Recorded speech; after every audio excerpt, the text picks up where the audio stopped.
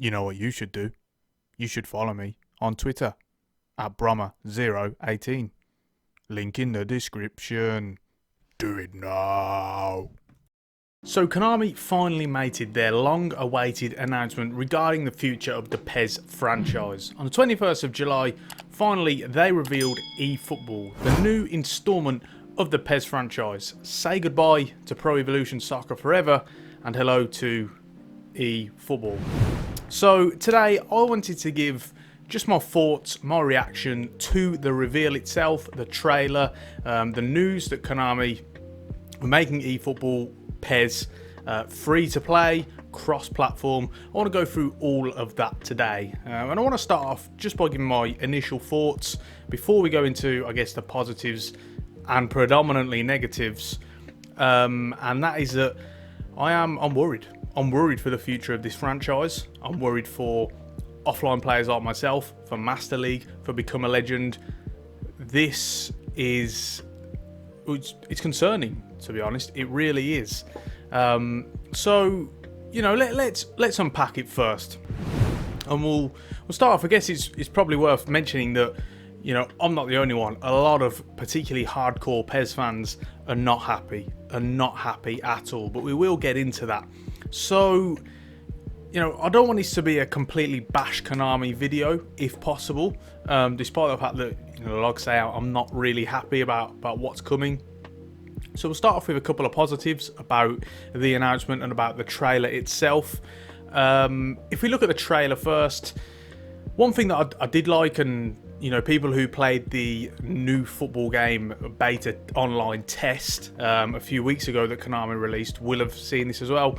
You know, we saw some nice cutscenes here and there, sort of players walking into the ground, in the dressing room, etc. Cutscenes of a stadium. Looked well. They looked okay. The idea, at least, was good. It just adds something, fleshes it out a little more, fleshes that matchday experience out a bit more. Something that they've sort of experimented with in the past, particularly in Master League.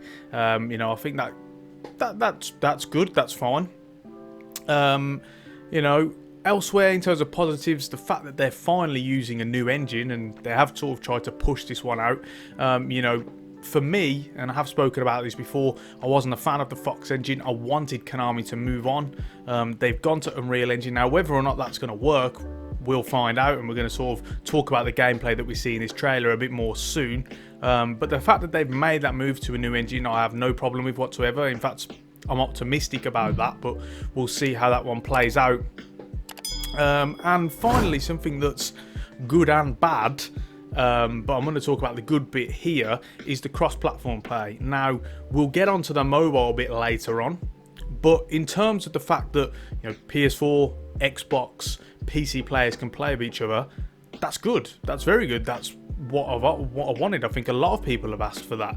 You know, you shouldn't really be limited by the console or hardware that you're playing on. I think that in this day and age, that's really the route that we're going. That's how the video game industry needs to adapt. So the fact that Xbox, PlayStation and PC players can play together, very good, very good. We'll come on to mobile very shortly. Now, that's really all I've got for the positives, to be honest. You know, I tried hard to look, but you know, ultimately, this was bad. This was a bad day for Konami, in my opinion, for the PES franchise, for the marketing team.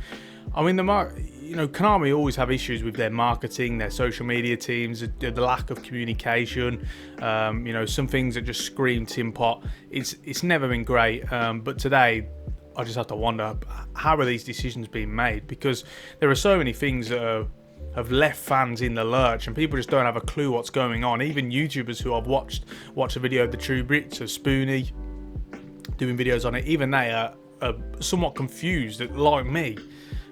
So let's go through the negatives, and we'll start off with the trailer itself. For one, tacky, really tacky. They had a voiceover in the background.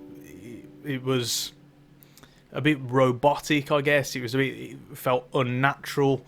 You know, ultimately just a bit annoying. It didn't really feel like a trailer so much as some monotone voiceover. So, you know, that wasn't good. In terms of the gameplay itself, we saw a lot of clips that didn't look very high in quality. Now, granted, the video that they uploaded was only in 1080p for some reason, even though they are supposed to be showing this next-gen hardware, which is the whole reason they're supposed to be moving to Unreal Engine. But the quality itself of the images, the gameplay, didn't look like it was a next-gen product. Elsewhere, in terms of the actual things that were happening on the pitch, there was one section, right, and it lasted about 3 or 4 seconds, and Marcus Rashford, it's a game, Man United, I think it's against Juventus, and Marcus Rashford, he's got kick-off, and he kicks off, and the ball just starts clipping through the ground, and it starts bobbling and rolling, and it's extremely slow from kick-off. And that clip, it lasts about 3 or 4 seconds, and then they move on. It's so strange. It really is. I can't even explain it. Hopefully my post-editing self is showing you guys on the screen. It was so strange. It was really, really weird that they have decided.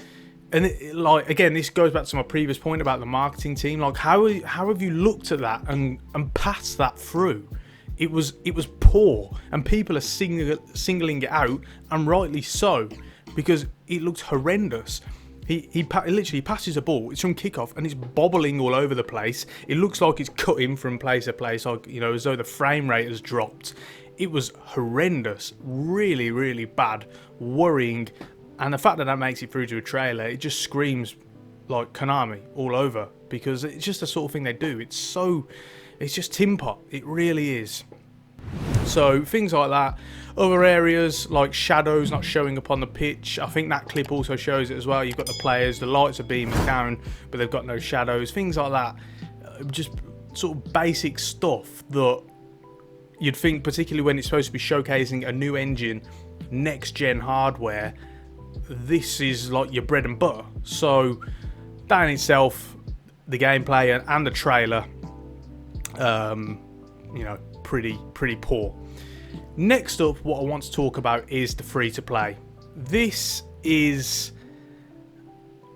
worrying, very, very worrying, and that's a phrase you're just going to hear me keep repeating throughout this video, because it is. Now, first off, I'll say the idea of what they're trying to do is actually a positive, and what I mean by that is they're trying to do games as a service, which I believe in for games like this, for likes of FIFA and PES, games that are like that come out yearly, and they're, you know, sort of sports franchises. They don't need to release a game every year, in my opinion, because it's just needless. What they should do is just have a small amount subscription model, and just have games of a service, and just keep rolling out updates, you know, regularly. You know, so you don't need a yearly release. So I'm fine with that. The problem is, as soon as you hear free to play, it screams tacky, it screams cheap, and worst of all, it screams microtransactions, which, you know, that's how they're going to get funded. You know, simple as. All those free-to-play games, you know, your Fortnite, your Apex Legends, anything like that, free-to-play, you know, they're just whacking a bunch of microtransactions. Worst of all, on the My Club mode, which is yet to be named and confirmed, but we know it's coming because it was in the overview plan. It's going to be loot boxes, packs, you know, spend money. So for me, not good at all, this free-to-play model. You know, particularly for someone, I don't really play My Club that much. I sometimes play with my friend when we do the co-op on My Club, which is good, which is fun. But other than that, I don't play My Club. It doesn't interest me. It really doesn't interest me. Online play in general doesn't interest me. You know, I'm about Master League and become a legend. And for us offline players, there was nothing there. So I've sort of alluded to that. Let's talk about that, Master League. And this is one that I think really has got a lot of people, a lot of fans and players wound up, myself included. No news on anything Master League related, which is, again, like, it's concerning, because it makes you wonder what's the future? What's the future going to hold for this mode? Because that's why we play it. Obviously, you know, at the end of the day, if PES doesn't have Master League, I won't play. I won't play the game. It's free to play, and I still won't download it because I'm not bothered about online play.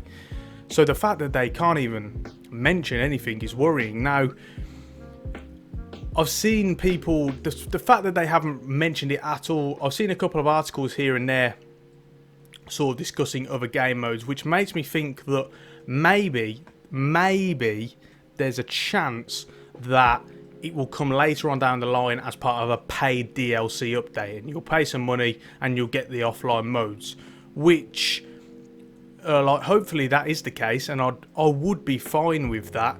It would annoy me that it's not out straight away, because otherwise, like I say, I'm not going to bother playing because I'm not really interested in anything else. What frustrates me the most is if that is the case, if they still plan to release Master League and to have it in, or a Master League like mode in the game and become a legend, why can't you tell people that? You know, people, you go down all the social media for anything on any of the Konami pages relating to PES, and everyone's just, you know, worried, they're confused, saying, where's Master League, where's Become a Legend, any news, what's the news, why can't you tell us? So why have you left people in the lurch like that? You can't do that. You can't do that. You're just alienating your fans, your player base, and you know, people just don't have a clue what's going on. The community manager Adam Batty, who is quite prevalent within the he's sort of the face of what the fans, who the fans go to and stuff for questions and support, things like that. You know, he said wait until the end of August, then we'll have news. But you don't have that luxury because you've confused too many fans. You haven't given them a true roadmap, or the roadmap that you did release hasn't included this stuff. People want to know. You know, you're supposed to be competing against other games, namely FIFA. You know, you can't leave your fans in the lurch like that. You don't have that power. You're not in that position. And again, it just alienates people because now you're getting all this bad publicity. You know, a lot of dislikes, a lot of people angry on social media, and it doesn't get you anywhere. So just release the news. You know, something. Tell us. And as for the other option, which is they're getting rid of offline play, you know, altogether, all those game modes, I mean, that would be a catastrophe. You know, it really would, because as I've already mentioned, and I'm sure many people will be the same, I won't be getting the game, even though it's free to play. I won't be bothered because, again, my club, online, no interest whatsoever, no interest at all. This will partially bring me on to the next point, which is the game is meant to release around September time, early autumn. And originally, as part of the roadmap, it releases with 9 clubs, as it says there, and offline play, and you can play online as part of those 9 clubs in random friendly matches. And that's it. And then roundabout later on, it just says autumn after that. We don't have a specific date or specific month. It could be October, could even be November. Then they release their new, what looks like My Club mode, the Battle Pass, which, I mean, don't get me started on that. That's just, again, horrendous.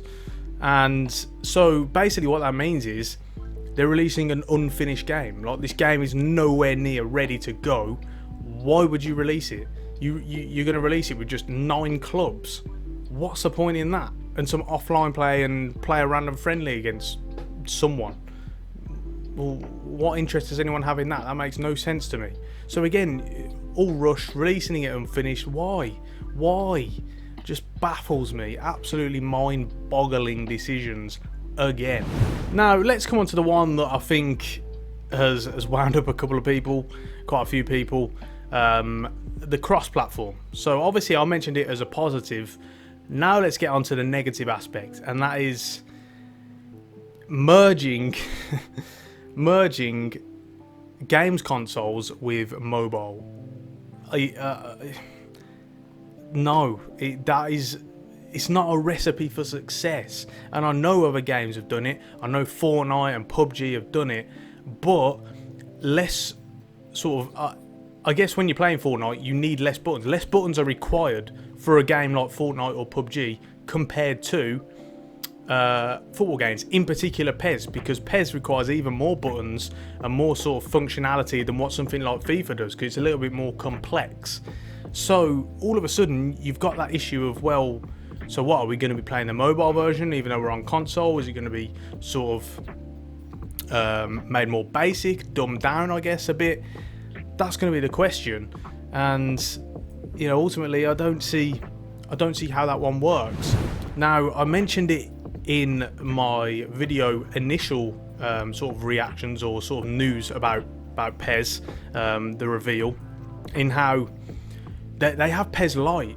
You know, you already have PES Lite, and I imagine they've seen, it must have had some success, and they've seen PES Lite and sort of said, you know, well, this is what we're going to try and mirror. But you've got the best of both worlds. If you've got PES Lite, you don't need to make the main franchise, you know, the same and a free to play. I don't really see why. Keep mobile away from it. You know, I think they've made a massive mistake here. This could just go badly wrong. And, you know, we'll see how it goes. Clearly, they're trying to, I guess, compete with FIFA. They feel like they wanted to try and get the most out of microtransactions, like that. Again, they feel like free to play will get more players. But in my opinion, there are better ways. There are just much better ways. Keep to your roots of, you know, trying to be the most realistic game, trying to be, you know, the most down to earth game in a sense. Now, they'll say that, you know, they've seen the numbers and PES Lite and stuff, and yeah, they probably see all these numbers, they'll see all these statistics of what people are playing, how people are playing it, etc. You know, but and feel like they've got a good feel for that. But for me, I think there are better ways, and some of that is, you know, more licenses, more leagues, more competitions. You know, back when PES 2019 came out, and they revealed a host of new leagues and teams in the game. They had the Scottish Premier League, the Belgian League, the Russian League, the Danish League. What else did they have? I think they had maybe the Swiss or Austrian League. Can't remember. There was a ton. There was an absolute ton of leagues that they added. And then they had a lot of partnerships with big licensed teams as well, like Rangers and Celtic. They had Feyenoord, and that was bringing a lot of fans in. And it's things like that that will attract people, I think, not this route. And I know you could probably look at this and say, well, you know, what do I know as someone who is just a YouTuber? But I think I have a good sort of understanding of that, because, you know, I do at least see the numbers on YouTube, you know, on my channel. And I remember when I was covering that, when PES 2019 was coming out, and there was those sort of announcements and those new leagues, and, you know, the figures were going through the roof. It was massive. People were eating that up, you know, and that's the sort of thing they need to do. You got to get more licenses, more leagues, competitions, teams, get them in, what people want. You know, imagine if they had the likes of the Football League license in the game. Can you imagine all the big clubs in the Football League, Championship, League 1, League 2? It's going to bring a plethora of fans in. But I feel like this is a cheap way of going about it. You know, an easy route, trying to take the easy route. And for me, I'm against it. So, you know, very worried. It's also sort of put spanner in my plans for content for my channel as well, because, you know, those who subscribe to my channel will know that, you know, this year it's been very light, because, you know, I've not really enjoyed PES that much. There weren't a lot of changes, and I've not played FIFA career mode at all because of the negativity of the changes and how I didn't enjoy them, and I really don't like the gameplay. So, you know, next year is sort of a make or break year in that sense. And you know, I need this. I need Master League and I need career mode to take off and for me to enjoy it, so I can get that content back. And with no Master League announced now, you know, PES content is going to be pretty much nil. And if less people are going to play it, then even more so. So, you know, ultimately, very concerned. We'll wait and see how it goes. End of August now is supposed to be when the next announcements come out, so we will see about that. But overall, I'm not happy, and you can tell people aren't happy as well. You know, go through the social media and people are just, they're livid, absolutely fuming. You know, all hardcore sort of PES gamers, you know, people who played it for many years, probably even longer than me, you know, really not happy. So what do you guys think? Let me know in the comment section down below, and I will do my best to get back to you. Are you happy about the fact that it's free to play now, or are you like me and a bit worried about the direction of the series? Be sure to let me know, and as I say, I'll try my best to reply to every comment that I can. Please do subscribe to the channel if you haven't done so already, and ring the bell so that you get notifications every time I upload. Don't forget to give me a follow on Twitter. The link for that is in the description. And on that note, we're going to finish it there. Thank you so much for watching, and until next time, I will see you soon.